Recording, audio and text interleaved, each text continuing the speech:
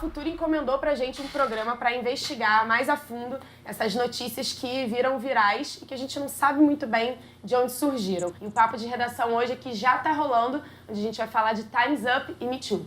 Mulheres presentes aqui hoje, uma pergunta simples, assim. Vocês já sofreram assédio no trabalho? Já. Já sofri por causa de roupa. Como se eu estivesse usando a roupa pra provocar. Eu já sofri, Claro, por mas- duas formas.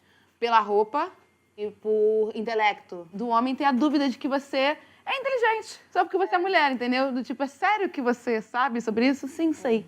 Já sofri isso, assim. Recentemente eu ouvi a frase, nossa, é aquele negócio, tudo hoje em dia é assédio, eu não posso fazer mais nada. E eu ouvi uma de uma pessoa que trabalha numa empresa grande falando, eu não tô mais em grupo de WhatsApp com nenhuma mulher. Como se tudo hoje em dia fosse assédio, mas não é, que hoje em dia eu acho que é isso. Antes ninguém denunciava, hoje em dia a gente tá falando tanto sobre que eu acho que a gente tá tomando consciência de que isso tá errado, sabe? Acho que o mais importante é que tá acontecendo no mundo inteiro. Então, as mulheres estão realmente se encorajando pra falar, sabe?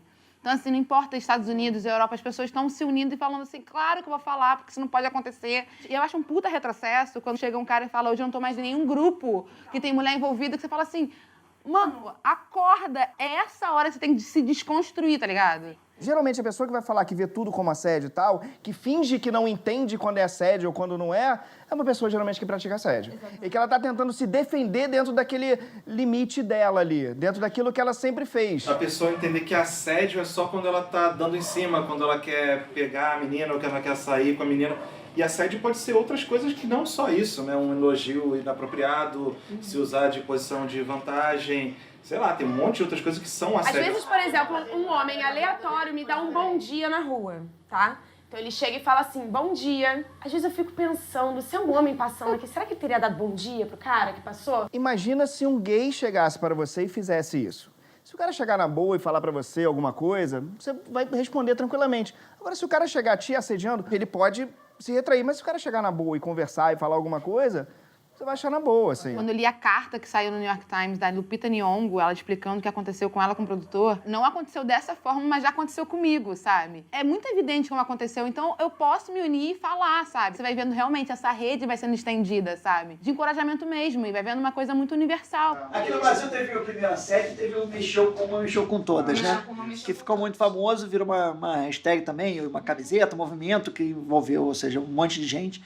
E que é parecido um pouco a ideia do Me Too, né? Assim, na ideia, né? Assim, tipo... Então, entre homens e mulheres aqui, lugar de fala e lugar de não fala, a gente vai primeiro pro editorial para entender a fundo esses movimentos, de onde eles surgiram, e depois a gente vai pra rua para conversar com quem entende, quem já sofreu, enfim. Vambora. Os movimentos Me Too e Time's Up ficaram famosos recentemente na luta pelos direitos das mulheres, principalmente na indústria cinematográfica, mas o que muita gente não sabe é que esses movimentos não nasceram lá. O Me Too, por exemplo, foi criado pela ativista dos direitos humanos Tarana Burke, que lá nos Estados Unidos percebeu que as mulheres, principalmente negras, recebiam pouquíssimo apoio em casos de abuso, agressões e violências de gênero. Ela incentivava outras mulheres que foram vítimas desse tipo de crime a trazerem esses casos e contarem, tornarem eles públicos. E o movimento ficou famoso e mundialmente conhecido depois que rolou aquela onda de denúncias de estupro e agressão sexual contra o grande produtor de Hollywood, Harvey Weinstein. Todo mundo ficou sabendo desse caso, né? O cara era um dos maiores produtores de Hollywood, abusou de várias atrizes famosas, foi condenado e hoje dorme de tornozeleira no pé. Mais de 50 atrizes denunciaram o Mr. Weinstein. Mr. meu né? E então a atriz Alyssa Milano foi às redes sociais no Twitter para pedir que as pessoas usassem a hashtag MeToo, eu também, para compartilhar suas histórias por lá. E aí o movimento viralizou, né? Atletas, políticos, enfim, pessoas do mundo inteiro começaram a usar a hashtag e compartilhar suas histórias de abuso. Pipocaram denúncias para todo lado. Teve ministro da Defesa deixando cargo na Inglaterra, dezenas de meninas denunciando Larry Nassar, o médico da equipe de ginástica olímpica dos Estados Unidos, e até denúncias envolvendo o presidente Donald Trump. Criaram até um verbete no Wikipedia, Efeito Weinstein, que é o fenômeno em que alegações de abuso e assédio sexual contra celebridades são tornadas públicas e geram respostas de empresas e instituições. E o movimento Time's Up nisso tudo? Bem, ele foi criado por um grupo de mulheres que queria ações mais efetivas em casos de denúncia de abuso e agressão sexual dentro do ambiente de trabalho. 300 profissionais do audiovisual se reuniram para poder chamar atenção para esses casos e exigir ações efetivas mesmo. E esse movimento ganhou força quando 700 mil mulheres escreveram uma carta lá para as manas de Hollywood. E na carta, elas diziam que as atrizes alimentavam almas, preenchiam corações e espalhavam alegria. Várias atrizes decidiram se vestir todas de preto em grandes premiações para poder chamar a atenção para esse tipo de caso. A famosíssima apresentadora Oprah Winfrey, no Globo de Ouro, disse: For too long, women have not been heard or believed if they dared to speak their truth to the power of those men. But their time is up.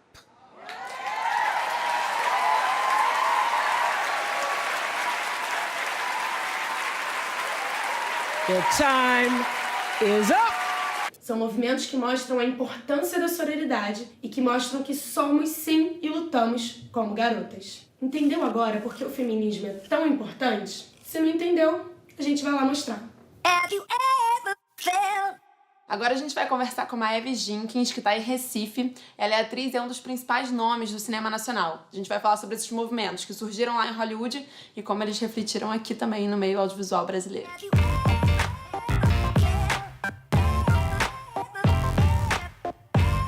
Como é que você vê a importância, né, disso ter acontecido numa indústria tão grande como Hollywood? Para mim, como feminista, inclusive, foi fundamental ter a perspectiva das mulheres do audiovisual da indústria norte-americana, né? Quando a gente vê vozes poderosas tendo coragem de falar sobre isso, você está, evidentemente, encorajando outras pessoas que estão numa situação mais fragilizada de falar sobre isso também, né? Muita gente fala que existe um certo grau de histeria e pode até ser que exista de fato. Eu, como feminista, preciso admitir isso.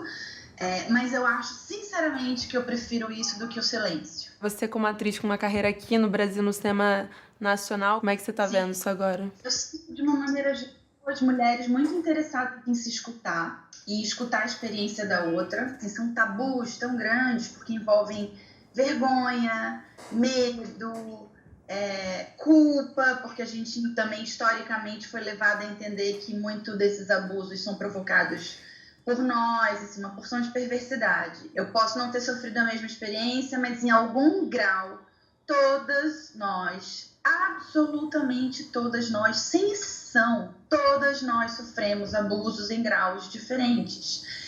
Então, de alguma maneira, eu estou aprendendo escutando a minha parceira. Eu acho que esse lugar a gente entendeu e eu acho isso tremendamente poderoso, assim, sabe? E não foi só no meio audiovisual que surgiram movimentos como esse, como Time's Up e Me Too. O Deixa Ela Trabalhar foi na área esportiva. Eu vou conversar agora com a Gabriela Moreira, que é repórter da ESPN e uma das líderes desse movimento. Olá, tudo bom? Nesse período de profissão, né? Sofreu muito assédio, isso ainda acontece. E como é que é lidar com isso? Bárbara, é difícil, né? A gente vê, cada ano que passa, a situação às vezes a gente acha que vai melhorar e acaba não melhorando, né? A jornalista esportiva, ela sofre isso no contato com as fontes, o tempo inteiro. Você tem que ficar explicando que lugar você está naquela relação, que você não está no lugar de mulher ali, no âmbito afetivo, você está no lugar de uma profissional. O público geral, o torcedor, nas redes sociais ou no mundo real, aí é um ambiente realmente muito inóspito. Esses acontecimentos que a gente compartilha, vídeos e relatos, eles ajudam a ter de fato, um posicionamento efetivo para mudar esse machismo, ou que isso reafirma algumas vezes? Quarta passada, estava fazendo um jogo de futebol no Maracanã e fui fazer uma entrada ao vivo, mais uma vez, tinha alguém ali tentando dar um beijo, passar a mão, importunar de alguma forma. Eu estava concentrada olhando para a câmera e até estranhei que essa pessoa não conseguiu invadir. Aí quando acabou eu olhei para o lado, ela não invadiu porque tinha um torcedor do Flamengo segurando este outro torcedor do Flamengo e falando: olha, eu não deixei dessa vez, ele não atrapalhou você. Eu olhei aquilo e falei: olha, sensacional. Tá chegando, para quem quer ouvir, tá chegando em alguns ouvidos isso de forma consistente, a mensagem, né? No jornalismo esportivo, né, teve o Deixa Ela Trabalhar. Como é que foi? Qual é o objetivo na prática disso, por exemplo? O Deixa Ela Trabalhar, além de dar voz, a gente também tem algumas ações concretas, sabe? Práticas. que eu acho, sim, fundamentais. Tem a questão jurídica, que a gente tem feito uma mobilização em todo o país para que a lei seja cumprida nos estádios. A partir do momento em que você tem alguma mulher ali, seja ela torcedora, seja ela repórter, seja ela bandeirinha ou árbitra, que esteja sujeita a tratamento degradante, né? A polícia militar, que já está presente no estádio, encaminha esse cidadão ou essa cidadã para o juizado especial criminal, que está presente no estádio e é o ente responsável por fazer cumprir o estatuto do torcedor, né? Que isso seja encaminhado dessa forma, ou seja, que a lei seja cumprida, primeiro, o crime seja observado pelo policial militar e a lei seja cumprida. Já que o assunto é assédio e grupos de mulheres que se unem para combatê-lo, a gente vê até aqui o MAN, que é palco de grandes blocos de rua da cidade do Rio, para poder conversar com a Aisha. Ela é uma das fundadoras do coletivo Não é Não, que surgiu no carnaval justamente para combater o assédio. Quem vê isso aqui vazio agora, não imagina como é que fica no carnaval. Então, acho Não é Não, ele surgiu no carnaval, né? Ele surgiu um mês antes do carnaval de 2016, quando eu sofri um assédio em um samba e a gente estava num grupo de mulheres, a gente conseguiu trazer essa conversa para o grupo de mulheres, da dificuldade de se ouvir um não, né? De entender o espaço do outro dentro da sociedade que a gente vive. E a gente, junto com mais 40 mulheres, a gente fez um financiamento e aí a gente conseguiu produzir as primeiras tatuagens para distribuir gratuitamente no carnaval. Foi muito interessante que, do ponto de vista das mulheres, o que a gente sentiu era como se a gente se reconhecesse, sabe? Sabendo que você tá com essa tatuagem é um ponto de apoio. De homens, foi impactante para alguns, de que a gente não distribuía para eles, alguns aceitavam numa boa, outros ficavam muito chateados. E acho que nesse último carnaval agora a aceitação foi maior, as pessoas entenderam sobre o que a gente está falando. Dizem que foi o carnaval do Não é Não, a gente ficou super emocionada. Realmente chegou, de fato, a mensagem que a gente queria trazer para as pessoas. Não que tenha resolvido o problema, né? Assim, é um problema muito enraizado ainda pra gente. Mas eu acho que a gente está começando a fazer a galera refletir, conversar, colocar esse assunto na mesa, que antigamente já era muito velado. Todas as mulheres sabem, todas as mulheres passaram por isso já em algum momento da vida. O ideal do projeto Não é Não é que ele não existisse, né? Que ele não precisasse existir. Mas a gente entende que é um projeto de reeducação, tanto para as mulheres quanto para os homens, principalmente. Então é reeducar mesmo, entender até onde tá legal, até onde ultrapassou.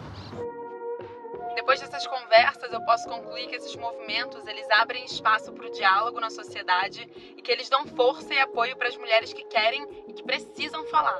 Porque já chega, a gente vai se posicionar. O que esses movimentos nos dizem é que seja nos Estados Unidos, aqui no Brasil ou onde quer que seja, nós não vamos mais nos calar diante de situações de assédio. Não é não.